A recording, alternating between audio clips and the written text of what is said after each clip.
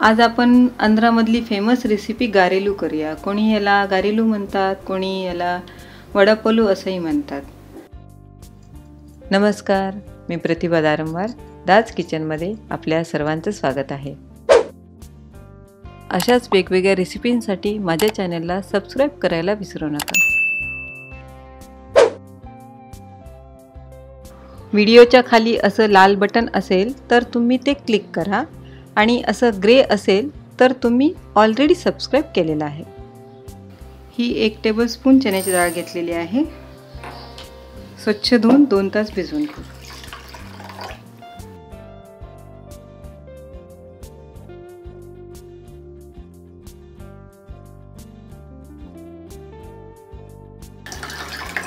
यामध्ये पाणी टाकून हे 2 तास झाकून ठेवू, म्हणजे डाळ छान भिजेल। हे 2 कप तांदूळाचं पीठ घेऊ। हे पीठ मी चाळून घेतलेलं आहे। अर्धा टीस्पून जिरं, अर्धा टीस्पून ओवा, 1 टेबलस्पून तीळ, 2 टेबलस्पून शेंगदाणे। हे शेंगदाणे कच्चे घेतलेले आहेत।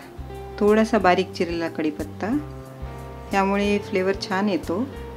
1 टीस्पून अद्रक लसूणची पेस्ट, 1 टीस्पून लाल मिरची पावडर, तुम्ही तुमच्या आवडीप्रमाणे टाकू शकता, अर्धा टीस्पून हळदी पावडर आणि चवीप्रमाणे मीठ टाकायचं आहे। ही डाळ आपण 2 तास भिजवलेली आहे, ही काढून यामध्ये टाकून देऊ। हे व्यवस्थित मिक्स करून घेऊ। हे पीठ मिक्स झालेलं आहे। आता यामध्ये थोडंसं हलकं गरम करून घेतलेलं आहे पाणी, यामध्ये टाकून मिक्स करून घेऊ।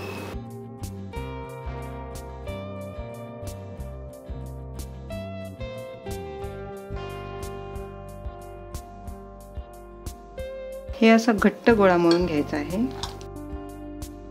जास्त पातळ करायचं नाहीये। हे पीठ परफेक्ट झालेलं आहे। यासाठी साधारणतः 1.5 कप कोमट पाणी लागलेलं आहे। हे पीठ मळून झालेलं आहे। हे पीठ 5 मिनिट झाकून ठेवू। 5 मिनिट झालेले आहे। आता आपण याचे गारेलू करू। पिठाचा छोटासा गोळा घ्यायचा आहे, असा गोल करून। या प्लास्टिकला आपल्याला दोन्ही साईडला तेल लावून घ्यायचं आहे, म्हणजे हे चिटकणार नाही। आता यामध्ये हा गोळा ठेवायचा आहे, दोन्ही बाजूला तेल लावून घ्यायचं आणि हा प्लास्टिक असा फोल्ड करून पुरी प्रेसने प्रेस करायचं। हे असं पातळ तयार होतं। शेंगदाणे आणि डाळ अशी पुरी प्रेसनी चपटी होऊन जाते, त्यामुळे आपल्याला हे पुरी प्रेसनीच करायचे आहेत। हे काढून घेऊ। अजून एक करून घेऊ आपण। हे करता करताच आपल्याला तळायचे आहेत, करून ठेवले तर तुटतात। एक एक करतच तळून घ्यायचं आहे। जर तुमच्याकडे पुरी प्रेस नसेल तर तुम्ही यामध्ये डाळ आणि शेंगदाणे न टाकता हाताने प्रेस करून करू शकता। आता आपण हे तळून घेऊ।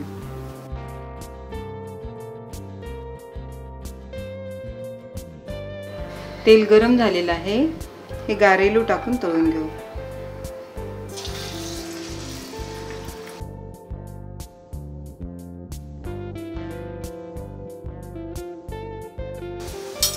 गॅसचा फ्लेम लो टू मीडियम करत आपल्याला हे तळून घ्यायचे आहेत।